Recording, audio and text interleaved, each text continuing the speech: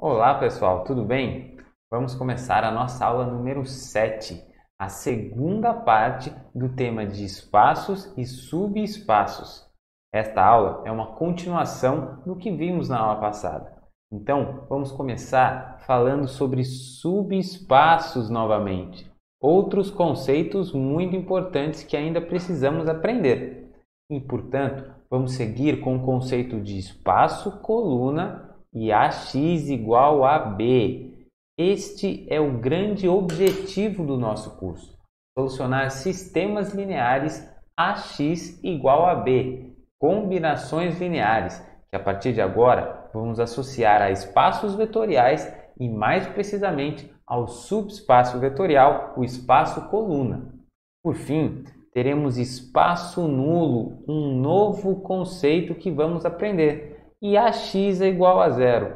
Ou seja, quando estivermos falando de espaço nulo, vamos estar falando de AX igual a zero, cuja nossa combinação linear seja um B como vetor nulo, ou seja, a combinação da matriz dos coeficientes com o vetor coluna de variáveis x resultará num vetor nulo, e este vetor estará composto pelo espaço nulo, ok? Então teremos o espaço coluna quando associarmos a x igual a b e o espaço nulo quando falarmos de ax igual a zero. Vamos ver então alguns exemplos e como funciona todo esse processo. Afinal, estamos cada vez mais próximos do nosso objetivo, que aqui é encontrar uma solução em como desenvolver a nossa solução para a nossa combinação linear AX igual a B. É este método que vamos aplicar quando estivermos no módulo 3, solucionando os problemas reais, certo? Vamos começar então? Vamos para o próximo slide? Subespaços vetoriais, correto? Bom, já aprendemos aqui que um subespaço vetorial é um espaço vetorial contido dentro de outro espaço vetorial, não é? Então veja quais são os requisitos mais importantes para termos um espaço vetorial. Sejam V1 e V2 dois vetores e E1 e E2 dois escalares. Vamos com V1 mais V2, ou seja, um vetor mais o outro, e E1 vezes V1, um escalar vezes um vetor, pertencem ao espaço, correto? Então, estão sobre as regras que falamos sobre as operações dentro de um espaço vetorial. E todas as combinações lineares de E1 vezes V1 e E2 vezes V2 pertencem ao espaço. Então, aqui temos a primeira regra de multiplicação por um escalar e a regra de adição pelos vetores, correto? Então, essas duas representações são duas das características mais importantes que definem o espaço vetorial.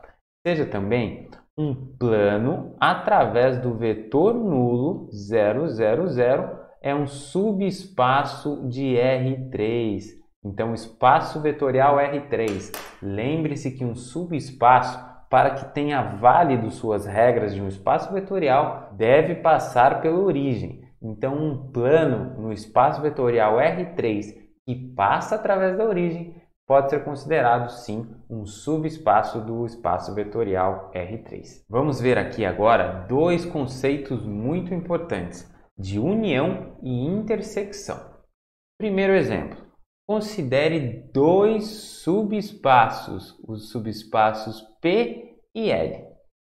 P, união, esse símbolo aqui significa união, o U, parece muito como um U, ok?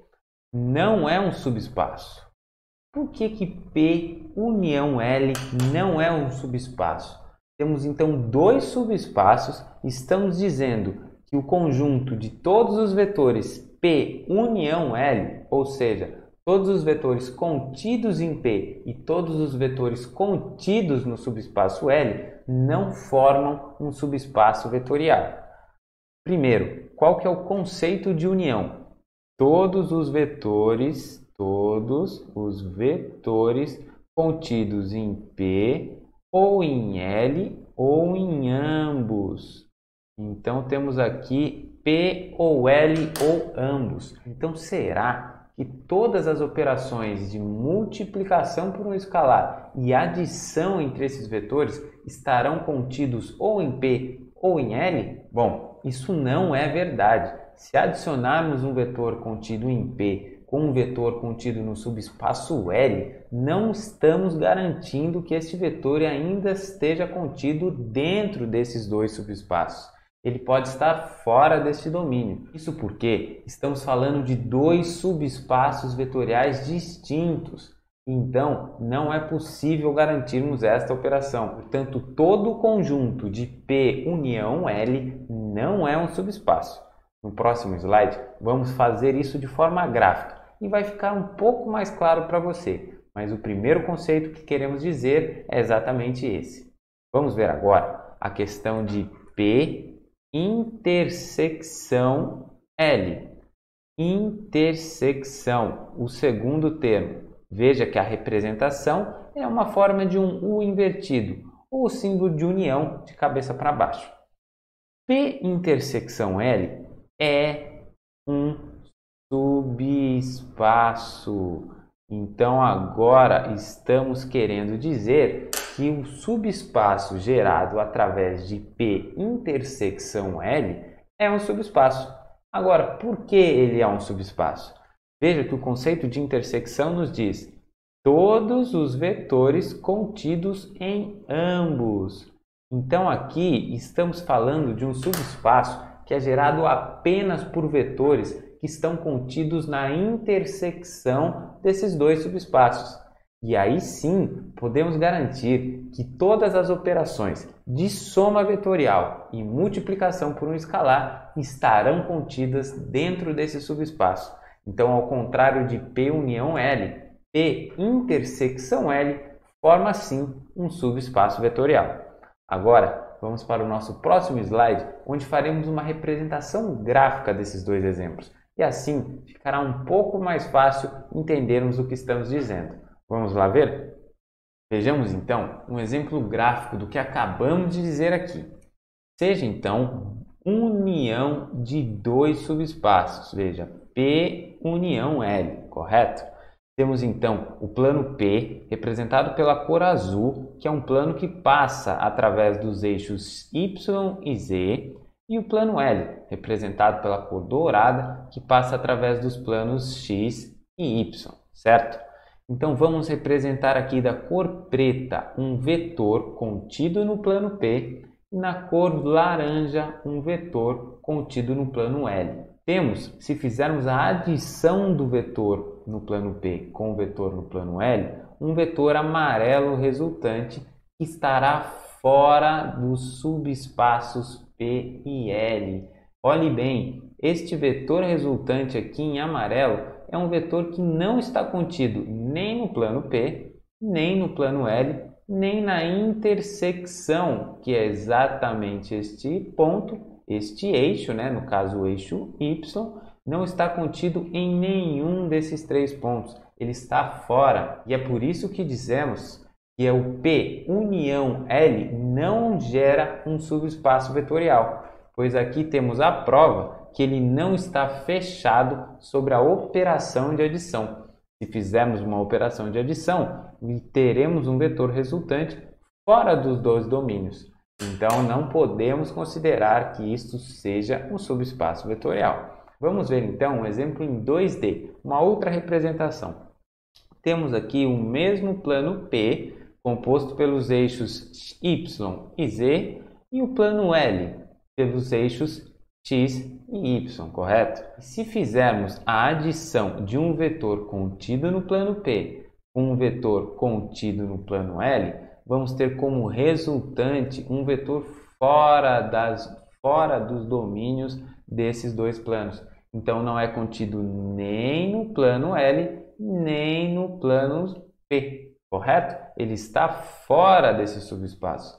Por isso, não consideramos que união seja a formação de um subespaço vetorial. P união L não forma um subespaço vetorial. Vamos ver agora o conceito de intersecção? Vamos ver graficamente? Vamos lá. intersecção de dois subespaços. Temos aqui então P intersecção L, certo?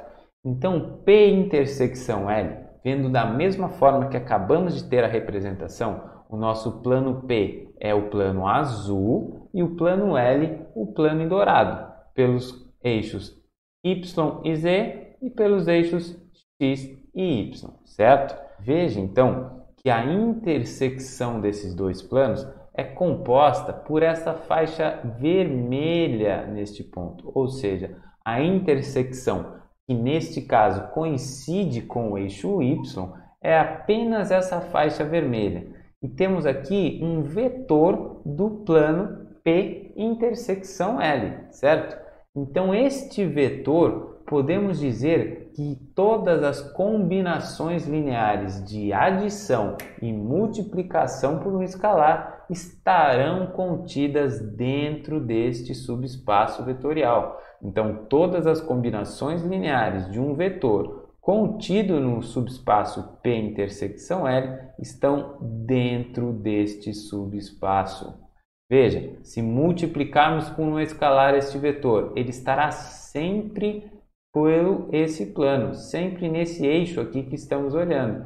Se fizermos uma adição, também. Então, todos os vetores contidos na intersecção de P e L compõem um subespaço vetorial, pois estão fechados sobre as combinações lineares de adição e multiplicação por um escalar. Temos também a representação em 2D do plano P, da mesma forma, e do plano L.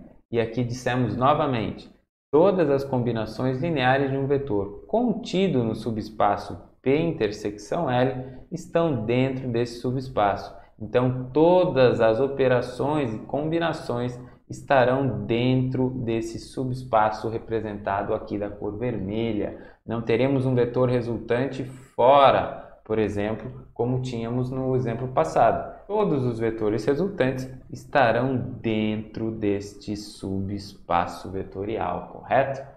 Então, esta forma gráfica foi para facilitar o entendimento de vocês. Mas eu tenho certeza que agora estamos muito claros com esse conceito em nossas mentes e vamos prosseguir com o conteúdo de hoje. Espaço coluna e AX igual a B. Vamos tentar agora conectar esses dois conceitos muito importantes que temos agora na nossa aula. O conceito de espaço vetorial e o conceito de combinações lineares através de AX igual a B e através do espaço coluna.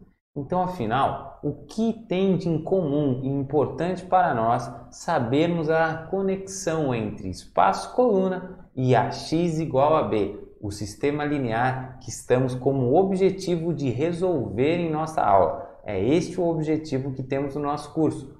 Como resolver os sistemas lineares, as combinações lineares, AX é igual a B. Afinal, quando chegarmos no módulo 2 e 3, aprenderemos ferramentas para utilizarmos através dos conceitos algébricos que estamos aprendendo aqui para solucionar problemas reais, problemas que sejam, em sua essência, combinações lineares representadas por AX igual a B, correto? Vamos ver aqui então. O espaço coluna da matriz A é o espaço vetorial formado por todas as combinações lineares das colunas da matriz A. Então, vamos novamente frisar este ponto. Um espaço coluna é um subespaço vetorial ou um espaço vetorial formado por todas as combinações lineares dos vetores colunas de uma matriz, correto? Então, desta forma, temos a representação de um espaço coluna de uma matriz dos coeficientes A, por exemplo. E agora, temos o seguinte questionamento. Será que todo sistema AX é igual a B possui uma solução para qualquer B? Então aqui temos como pergunta, vamos ter uma solução para o nosso sistema independente do valor do vetor coluna de resposta B? Será? Bom, já vimos em aulas anteriores que não, a resposta é não. Não temos soluções para o nosso problema para qualquer AX igual a B, para qualquer vetor coluna de resposta B. o vetor de resposta deve seguir algumas regras para que esta resposta seja possível. E quais são essas regras? É neste ponto que vamos conectar o conceito de espaço vetorial com combinações lineares. Veja, o sistema de equações lineares ax é igual a b possui uma solução exatamente quando b é um vetor contido no espaço coluna da matriz A.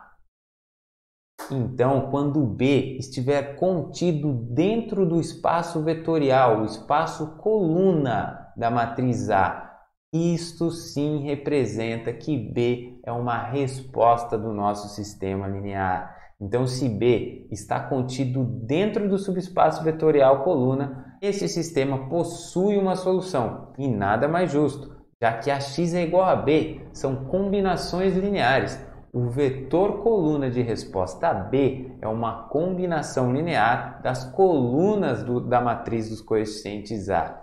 Então, pelas regras que já aprendemos aqui, podemos dizer que para que B seja uma solução para o nosso sistema, B deve estar contido dentro do espaço coluna de uma matriz dos coeficientes A. E aqui conseguimos conectar os pontos entre espaço coluna e combinações lineares, ax é igual a b e espaço vetorial, correto?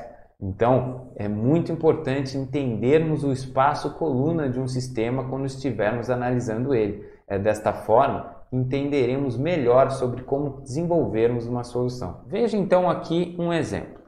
Temos uma matriz A, esta matriz é composta por 4 linhas e 3 colunas. Temos o nosso vetor de variáveis x de 3 por 1, certo? Fazendo a correlação 3 com 3, ok, possível a multiplicação. E 4 linhas com uma coluna significa que teremos como resposta algo na dimensão de 4 por 1, que é o nosso vetor de resposta B, correto? Então, a partir de agora, qual é a primeira coisa que devemos nos perguntar quando nos deparamos com um sistema desse? Primeiro, as colunas de A são independentes? Então, a coluna 1, representada por isto, a coluna 2, representada por estes termos, e a coluna 3, a primeira coisa que devemos fazer é analisar a independência linear entre elas. Afinal, qual é a importância disso tudo? A importância é entendermos qual a nova contribuição de cada coluna no subespaço. Se estamos dizendo que B deve estar contido dentro do espaço coluna de A para que B seja uma resposta do nosso sistema, precisamos entender qual é o espaço coluna de A primeiro. E sabemos que colunas independentes são as colunas que formam o espaço vetorial coluna de uma matriz A. E colunas dependentes não contribuem em nada para a formação do nosso espaço coluna. E é por isso que termos colunas dependentes em nossa matriz diz muito sobre a resposta possível ou não de solução do nosso sistema. Entenderam agora? Ficou mais claro olhando por essa forma sobre espaços vetoriais? Agora fica um pouco mais fácil entender o porquê é tão importante analisarmos independência linear entre as colunas e o que isso significa para a construção da resposta do nosso sistema. Entender que B deve estar contido num espaço vetorial formado pelas colunas da matriz A é o primeiro passo para que isso fique claro em nossas mentes. Vamos então ver agora a próxima questão. Vamos entender algo que chamamos de espaço nulo, ou ax igual a zero. Espaço nulo e ax igual a zero. Vamos ver então a nossa primeira definição sobre esse tema. O espaço nulo são todas as soluções de x, índice 1 a x índice n, no espaço Rn dimensional para ax igual a zero. Estamos dizendo então que, dado uma matriz dos coeficientes A, um vetor coluna das variáveis x, todas as combinações lineares que resultam em AX igual a zero formam um espaço nulo. Temos então a nossa matriz dos coeficientes A, 4 linhas, 3 colunas, o nosso vetor coluna X, 3 linhas, 1 coluna, e o nosso vetor B, que é o vetor nulo, de 4 linhas por 1 coluna. E o que estamos dizendo aqui? Que todas as soluções de x que resultem em A, que é a matriz dos coeficientes, vezes x, igual ao vetor nulo, todas essas soluções de x representam o espaço nulo desse sistema, correto? Então é desta forma que compõem-se os vetores de um espaço nulo. Todas as soluções de x que fazem com que o nosso sistema seja AX igual a zero, ou que as combinações lineares entre a matriz dos coeficientes e o vetor coluna de variáveis representem um vetor nulo. E assim como definimos o espaço coluna sob as regras de um espaço vetorial, também devemos definir o espaço nulo pelas mesmas regras, pelas mesmas operações de adição e multiplicação por um escalar. E já que o espaço nulo também é um espaço vetorial, devemos representá-lo sobre as mesmas regras que vimos pelo espaço coluna. Então, pelas combinações lineares através do processo de adição e multiplicação sobre o escalar. Então, para que possamos definir o espaço nulo, devemos que todos os vetores que compõem esse espaço sejam fechados sobre a operação de adição vetorial e a operação de multiplicação deste vetor por um escalar. Então, devemos sempre verificar se qualquer soma ou produto de uma solução para x é igual a zero também é uma solução, correto?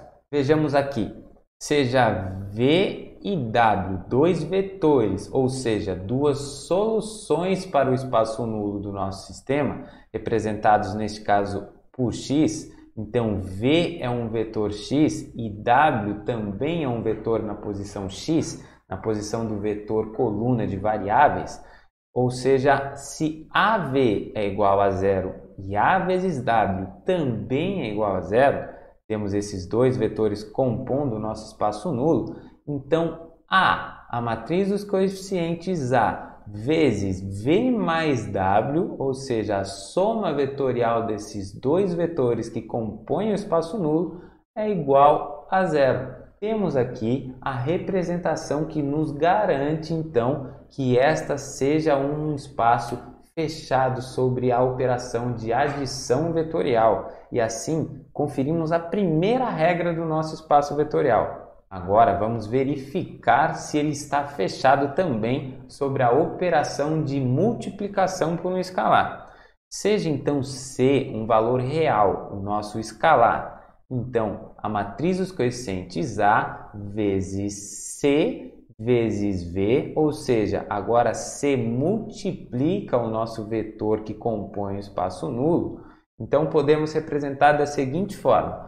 Tiramos o escalar, representamos ele fora dessa multiplicação e fazemos que a matriz dos coeficientes A vezes o vetor que compõe o espaço nulo V é igual a o escalar C vezes zero, que é exatamente o que vimos aqui. E um escalar vezes zero será também igual a zero. Temos então conferido o segundo ponto do nosso sistema, a segunda regra que compõe um espaço vetorial. Temos então que ele é fechado sobre adição vetorial e multiplicação sobre um escalar. Bom, estes foram os conceitos que aprendemos hoje. Revisamos então sobre subespaços vetoriais, aprendemos o conceito de espaço coluna e sua relação com o sistema AX igual a B e de espaço nulo e sua relação com o sistema linear AX igual a zero. Descobrimos a importância de entendermos o que é o espaço vetorial coluna e o espaço vetorial nulo no nosso sistema e o que eles podem representar para a nossa solução.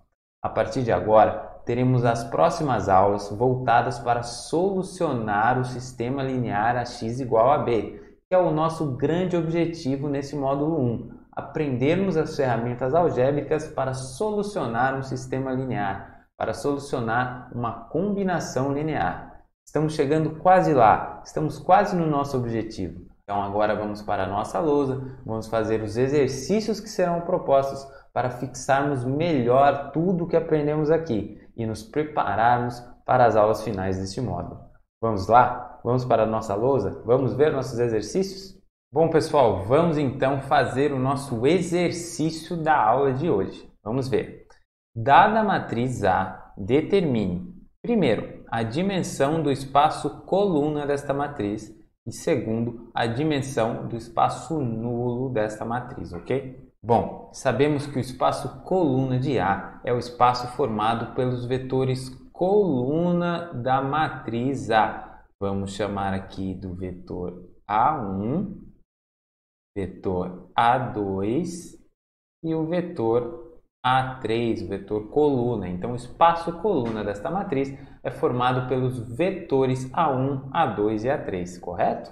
E para determinarmos a dimensão do espaço coluna desta matriz, deveremos calcular uma base para esse subespaço. Afinal, uma base é formada pelos vetores independentes que formam o espaço coluna definitivamente. Então, ao calcularmos uma base, saberemos quais são os vetores que realmente compõem esse espaço coluna e logo saberemos a dimensão deste espaço coluna. Então, o primeiro ponto que devemos fazer aqui é calcular a forma escalonada reduzida desta matriz, ou seja, vamos definir a matriz R a partir dos processos de eliminação. Vamos lá? Então, primeiro, vamos eliminar esse termo 2 aqui. Então, vamos fazer aqui a nossa matriz E1 é igual a 1, 0, 0 e 0. São 4 colunas, pois temos 4 linhas aqui nessa matriz. Menos 2, 1, 0 e 0, 0, 0, 1 e 0, 0, 0, 0 e 1, correto? Então, assim vamos obter então a matriz resposta de 1, 1 e 2, 0, menos 1 e menos 1, 3, 1 e 4, 1 e 5, correto? Esta então é a resultante através do primeiro passo de eliminação. Agora, vamos eliminar este termo 3 aqui.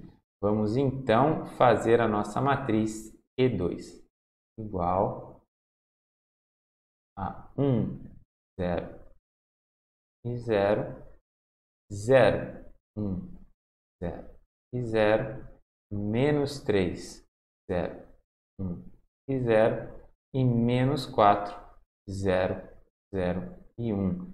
Então, estamos eliminando este termo 3 aqui e também este termo 4 aqui. Então, estamos fazendo na terceira linha menos 3 vezes a primeira linha mais a terceira linha e na quarta linha menos 4 vezes a primeira linha mais a quarta linha, correto? Vamos ter então como resposta aqui a matriz 1, 1 e 2, 0, menos 1 e menos 1, 0, menos 2 e menos 2, 0, menos 3 e menos 3. Vamos agora eliminar este termo menos 2 aqui e este termo aqui também, o menos 3. Vamos fazer isso a partir da matriz E3, certo? Para eliminar estes dois termos aqui. Então, vamos ter 1, 0 e 0. Não vamos mexer na primeira linha. 0, 1, 0 e 0. Não vamos mexer na segunda linha. 0, menos 2, 1 e 0, correto? E 0, menos 3, 0 e 1. Então, vamos fazer as operações da segunda linha, menos 2 e menos 3, com a terceira e quarta linha. Teremos, então, como resultante a matriz 1, 1 2, 0, menos 1 e menos 1. E aqui vamos zerar todos os termos. Veja, quando eliminamos aqui o menos 2, estamos eliminando também este termo, já que aqui temos menos 1 e menos 1. E o mesmo ocorre para a terceira linha. Então, zeramos as duas últimas linhas da matriz A. Ainda temos um passo para transformarmos essa matriz em sua forma escalonada reduzida por linha. Primeiro temos que inverter o sinal desta segunda linha e temos que eliminar o valor deste número para que termos 0 acima e abaixo dos pivôs. Então vamos ter E4, que vai ser igual a 1, 1, 0 e 0. Então vamos fazer a primeira linha mais a segunda linha. A segunda linha vai ser 0, menos 1, 0 e 0. E as demais linhas vão ser iguais. 0, 0, 1 e 0. E 0, 0, 0 e 1, correto? Deixa eu fechar aqui. Então vamos ter a nossa matriz E4. E tudo isso irá nos resultar na matriz R, na sua forma escalonada reduzida por linha, que irá nos dizer que temos 1, 0 e 1 na primeira linha, segunda linha 0, 1 e 1, terceira linha 0, 0 e 0, quarta linha 0, 0 e 0. Esta então é a nossa matriz R. E o que podemos perceber aqui? Temos dois pivôs, ou seja, essas duas colunas podemos chamar aqui de R1 e vamos chamar aqui essa segunda coluna no pontilhado da coluna R2. Elas são linearmente independentes, ou seja, estas dois vetores R1 e R2 são linearmente independentes. Portanto, podemos dizer que o conjunto que dissemos anteriormente, A1 e A2, também são linearmente independentes, correto? Isso significa que A1 e A2 formam uma base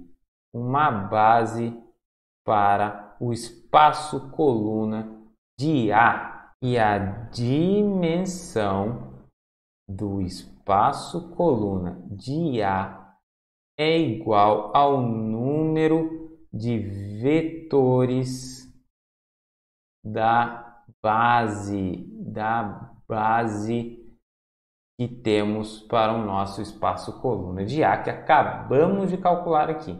Bom, esta base contém apenas os vetores linearmente independentes, que são estes os vetores que realmente compõem, que agregam no espaço coluna de A. Podemos observar aqui que o vetor A3 ele não é linearmente independente, correto? Se analisarmos as colunas aqui, vamos ver que A3 é igual a 1 vezes A1 mais 1 vezes A2.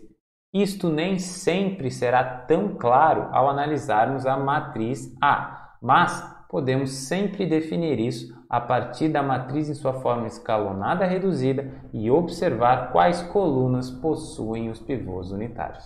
Se dissermos então que a dimensão do espaço coluna de A é igual ao número de vetores da base desse subespaço, podemos dizer que a dimensão do espaço coluna da matriz A é igual a 2. Esta então é a resposta para o nosso primeiro item, para a nossa primeira questão desse exercício. Vamos agora apagar a nossa lousa para fazermos a solução do próximo item. Afinal, precisamos saber então a dimensão do espaço nulo desta matriz também.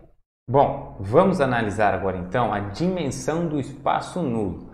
Já sabemos que temos tanto a coluna 1 como a coluna 2, como colunas pivô. Então, vamos representá-las aqui pela letra P. E a terceira colocando uma coluna livre, correto? Que é a coluna que não é linearmente independente. Então, a primeira coisa que devemos saber aqui é que quando falamos do espaço nulo, estamos falando do conjunto de vetores que satisfazem a equação A vezes x igual a zero, correto? É exatamente isso que estamos procurando, o conjunto de vetores pertencente ao R3 que satisfazem esta equação.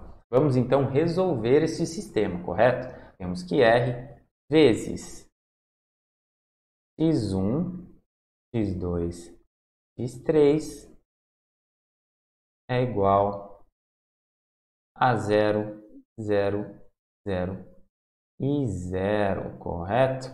Se fizermos uma análise dimensional aqui, ó, temos 4 por 3 vezes algo que é 3 por 1, 3 e 3, então permitido a multiplicação, e a resultante será 4 por 1. Então temos 4 linhas por uma coluna. Resolvendo esse sistema, vamos ter que x1 mais x3 é igual a 0, e vamos ter que x2 mais x3 é igual a 0 também, sendo que x3 é a nossa variável livre e x2 e x1 são as variáveis pivôs, então resolveremos o nosso sistema a partir delas. Portanto, x1 é igual a menos x3 e x2 é igual a menos x3 também, certo?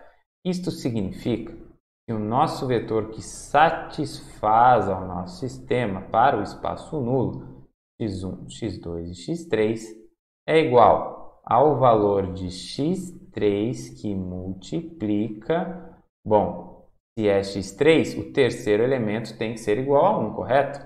x1 é igual a menos x3, então menos 1.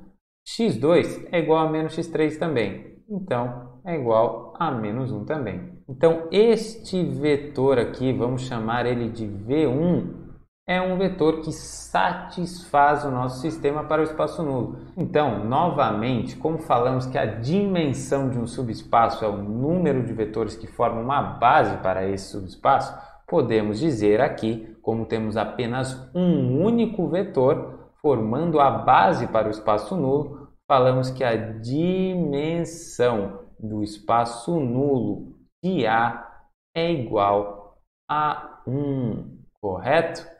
Então, esta é a resposta para o segundo item, a dimensão do espaço nulo. Portanto, esta resposta significa que o espaço nulo é uma linha em R3. É exatamente isso que significa a nossa resposta.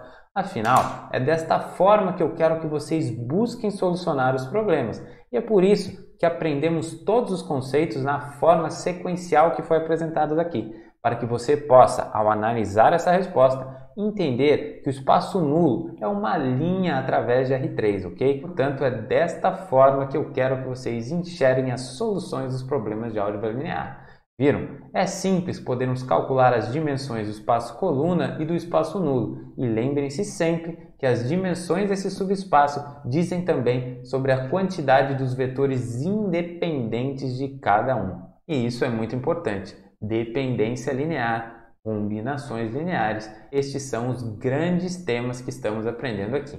Este então foi o exercício proposto para esta aula, para que possamos agora saber como calcular as dimensões de um espaço coluna e as dimensões de um espaço nulo de uma matriz, e desta forma estamos prontos para avançar mais um pouco no nosso conteúdo e irmos para a aula 8. Antes disso, vamos fazer as considerações finais desta aula. Bom, pessoal, encerramos mais uma aula, a nossa aula de número 7. Hoje tivemos a continuidade sobre o tema Espaços e Subespaços, parte 2. Então, falamos um pouco mais sobre os subespaços Dissemos sobre AX igual a B, ou seja, o espaço coluna de um sistema e de um espaço nulo, através de AX igual a zero. Aprendemos durante os exercícios como calcular as dimensões de cada subespaço, do espaço nulo e do espaço coluna. Isso foi muito importante para conseguirmos compreender cada vez mais este conceito. Agora, estamos prontos para o último tema, que será composto em 2 aulas, a aula 8 e a aula 9, onde vamos finalizar todo o aprendizado de álgebra linear proposto para esse módulo 1, correto? Eu conto com vocês para a próxima aula e agradeço muito novamente essa oportunidade de estarmos juntos mais uma vez durante a nossa caminhada. Mais um passo foi dado. Muito obrigado e até breve.